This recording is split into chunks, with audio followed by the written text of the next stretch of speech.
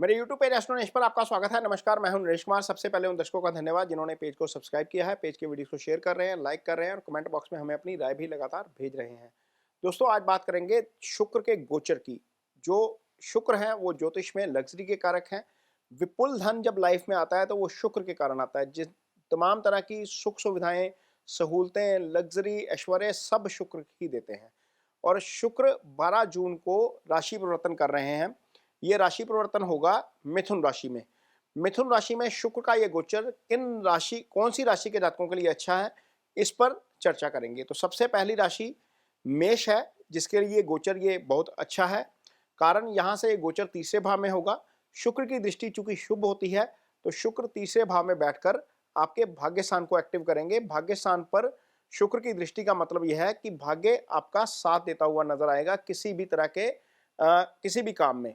शुक्र चूंकि आपकी कुंडली में धन स्थान के भी स्वामी हैं, दूसरी राशि जो होती है मेष राशि के जातकों के लिए वो धन स्थान में आती है, तो निश्चित तौर पर आपको धन की वृद्धि हो सकती है। इस अवधि के दौरान आपको धन का लाभ हो सकता है शुक्र के इस प्रभाव के कारण। जो दूसरी राशि है जिसको इसका फायदा होगा वो है शुक्र की अपनी राशि वृषभ। वृषभ राशि के जातकों के लिए शुक्र का गोचर धन स्थान से होगा। जब धन स्थान में ही शुक्र आकर बैठ गए हैं, तो निश्चित तौर पर वहां पर वो धन की वृद्धि करेंगे। यहां से शुक्र अष्टम भाव में देखेंगे, जो छुपे हुए धन का भाव है, तो कहीं ना कहीं से आपको ऐसा धन मिल सकता है जो आपका बहुत पुराना है या आपको भूल गया है, या कहीं से पैसे लेने थे वो फंसे हुए हैं, वो आ सकते हैं। या फिर आपको ससुराल पक्ष से किसी ना किसी तरह का फायदा हो सकता है, क्योंकि दूसरे भाव से ससुराल पक्ष का धन भी देखा जाता है और दूसरा भाव अष्टम भाव से ससुराल पक्ष का धन देखा जाता है, और दूसरा भाव आपके कुटुंब का भी भाव होता है। तो निश्चित तौर पर वृष राशि के जातकों के लिए भी शुक्र का ये गोचर धन के लिहाज से काफी अच्छा हो जाएगा। अगली राशि जिसको ये फायदा होगा वो है मिथुन राशि। क्योंकि मिथुन राशि के ऊपर से ही जो है वो इसका गोचर होगा शुक्र का, तो मिथुन राशि के जातकों के लिए शुक्र की मूल त्रिकोण राशि आएगी पंचम भाव में। पंचम भाव में जब मूल त्रिकोण राशि है और उस राशि का स्वामी शुभ गोचर में चला गया है, तो पंचम भाव के सिग्निफिकेंस एक्टिव हो जाते हैं आपके।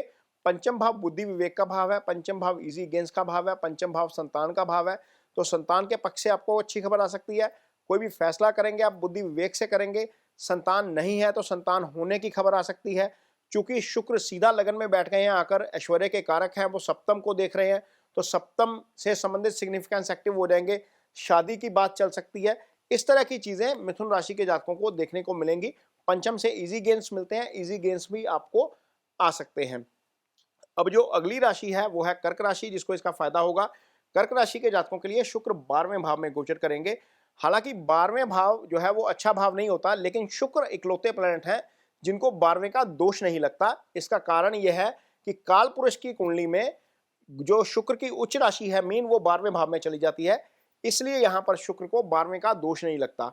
अब 12वें बैठे हैं शुक्र, तो सीधा छठे देखेंगे। छठा आपका रोग ऋण शत्रु का भाव है। यदि आपका कोई कोर्ट केस चल रहा है तो वहां पर इसका फायदा हो सकता है। यदि आपको कोई फिजिकली समस्या है, कोई बीमारी है, तो वहां शुक्र की जो है वो दृष्टि आपको अच्छा फल करेगी।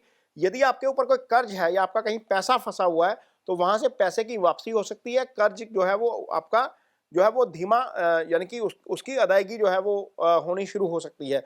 तो ये चीजें आपको देखने को मिलेंगी शुक्र के इस गोचर के दौरान। अगली राशि जो है वो सिंह है, जिसके लिए शुक्र का गोचर अच्छा रहेगा, क्योंकि सिंह राशि के जातकों के लिए शुक्र का गोचर तीसरे भाव में होगा, सॉरी 11th हाउस में होगा।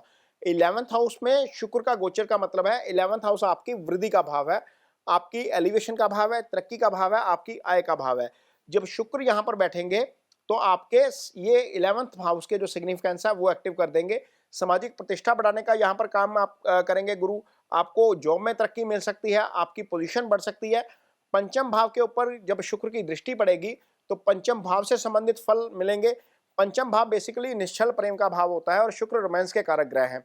तो यहाँ पर जिनकी ऑलरेडी कमिटमेंट है किसी के साथ, वो अपने पार्टनर के साथ अच्छा समय बिता सकते हैं इस गोचर के दौरान। जिनके यहाँ पर संतान नहीं है उनको संतान का सुख मिल सकता है, क्योंकि शुक्र जब संतान होती है तो सबसे पहला रोल शुक्र का ही आता है। गर्भ जो ठहरता है वो उसको ठहराने में शुक्र ही मदद करते हैं। और शुक्र की सीधी दृष्टि जब पंचम पर है तो संतान पक्ष से अच्छी खबर आ सकती है। इजी गेंस भी आपको मिल सकते हैं, बुद्धि विवेक आपकी जो है वो पूरा साथ देगा इस अवधि के दौरान। अगली राशि जिसको शुक्र के इस गोचर का फायदा होगा वो है तुला राशि। तुला राशि शुक्र की अपनी मूल त्रिकोण राशि है और मूल त्रिकोण राशि का स्वामी जब भाग्य स्थान से गोचर करेगा तो निश्चित तौर पर उसके अच्छे फल मिलेंगे, क्योंकि तुला राशि के जातकों के लिए मिथुन राशि जो है वो 9वें भाव में आ जाएगी। 9वें भाव के ऊपर से शुक्र का गोचर आपको भाग्य जो है वो आपका भाग्य स्थान एक्टिव करेगा, और भाग्य स्थान जब एक्टिव होता है तो आप लाइफ में कुछ भी करते हैं निश्चित तौर पर आपको उसका फायदा होता है, आपको स्वास्थ्य लाभ होता है, क्योंकि लगन का जो स्वामी है वो कुंडली के सबसे शुभ भाव के ऊपर से गोचर करेगा। तो यहाँ पर आपको जब शुक्र यहाँ से गोचर करेंगे तो सीधी दृष्टि जाएगी, शुक्र की एक ही दृष्टि होती है, सीधी दृष्टि जाएगी तीसरे भाव के ऊपर, और तीसरा भाव आपका पराक्रम का भाव है। कोई भी काम आप करेंगे वो पराक्रम के साथ करेंगे, पूरे कॉन्फिडेंस के साथ करेंगे, भाई के साथ आपका तालमेल जो है वो बेटर होता हुआ नजर आएगा शुक्र के इस गोचर के दौरान। अगली राशि जिसको शुक्र के इस गोचर का फायदा होने जा रहा है वो है वृश्चिक राशि। वृश्चिक राशि के जातकों के लिए हालांकि शुक्र का गोचर जो है वो अष्टम भाव में होगा, लेकिन चूंकि यहाँ पर अष्टम भाव में शुक्र शुभ गोचर में होते हैं, यहाँ पर बैठकर धन भाव को एक्टिव करेंगे तो धन भाव से संबंधित फल जो है वो आपको अच्छे मिलते हुए नजर आएंगे। दूसरा भाव आपका कुटुंब का भाव होता है, कुटुंब से संबंधित फल भी आपको अच्छे मिलेंगे। चूंकि आपकी जो वृषभ राशि है शुक्र की वो सप्तम में है, तो सप्तम से संबंधित फल भी आपको अच्छे मिलते हुए नजर आएंगे और आपके लिए ये गोचर अच्छा साबित होगा। अगली राशि जिसको इसका फायदा होने जा रहा है वो है कुंभ राशि। कुंभ राशि के जातकों के लिए शुक्र योगा कारक ग्रह है, क्योंकि शुक्र की एक राशि होती है आपकी कुंडली में 9वें भाव में, और दूसरी राशि जो वृषभ राशि है वो चली जाती है आपके चौथे भाव में, तो ये योगा कारक ग्रह हो जाते हैं। जब योगा कारक ग्रह आपकी कुंडली के पंचम भाव में गोचर करेंगे तो पंचम भाव में बैठे शुक्र सीधा 11th हाउस को एक्टिव करेंगे। 11th हाउस आपका जो है वो वृद्धि का भाव है, आपकी आय का भाव है, आपकी सोशल पोजीशन का भाव है, आपको जितना भी लाइफ में ग्रोथ मिलता है वो यहीं से मिलता है। तो जिनकी जॉब है उनको जॉब में तरक्की मिल सकती है, सामाजिक प्रतिष्ठा बढ़ेगी, कोई ना कोई पोजीशन आपको लाइफ में मिल सकती है। वृद्धि का भाव होता है, ये वृद्धि मिल सकती है। चूंकि पंचम से गोचर होगा तो संतान पक्ष से आपको अच्छी खबर जो है वो सुनने को मिल सकती है। पंचम निश्चल प्रेम का भी भाव है, यहाँ पर ऐसे कपल्स को इसका फायदा होगा शुक्र के इस गोचर का जो ऑलरेडी किसी के साथ रिलेशनशिप में है, क्योंकि शुक्र रोमांस के कारक ग्रह भी हैं और यहाँ पर पंचम से गोचर होना शुक्र का कुंभ राशि के जातकों के लिए बहुत अच्छा है। अगली राशि जिसको इसका फायदा होगा वो है मीन राशि। मीन राशि के जातकों के लिए शुक्र का ये गोचर चौथे भाव में होगा। चौथा भाव आपकी माँ का भाव है, चौथा भाव सुख स्थान कहलाता है। लाइफ में कोई भी प्रॉपर्टी खरीदते हैं, एसेट्स खरीदते हैं, सारी इसी भाव से आती हैं। तो इसका मतलब यह है कि मीन राशि के जातकों के लिए कोई अपॉर्चुनिटी बन सकती है, कोई ना कोई एसेट खरीदने की, कोई मकान खरीदने की, कोई गाड़ी खरीदने की, कोई ना कोई एसेट आपकी लाइफ में आ सकता है। शुक्र वैसे भी तमाम तरह के ऐश्वर्य के कारक हैं। शुक्र जब यहाँ पर बैठेंगे तो सीधी दृष्टि से देखेंगे दशम भाव को, जो आपका कर्म का भाव है, आपके कारोबार का भाव है, आपकी नौकरी का भाव है, तो वहां पर भी आपको उसके शुभ फल मिलते हुए नजर आएंगे। तो ये शुक्र के गोचर का फल है। 9 राशियों को इसका बहुत फायदा होने जा रहा है। ये वीडियो आपको कैसा लगा इस पर कमेंट बॉक्स में अपनी राय जरूर दीजिए। यदि ये वीडियो अच्छा लगे तो इसे शेयर जरूर करिए, पेज को सब्सक्राइब जरूर करिए। इसके साथ ही मुझे दीजिए इजाजत। नमस्कार।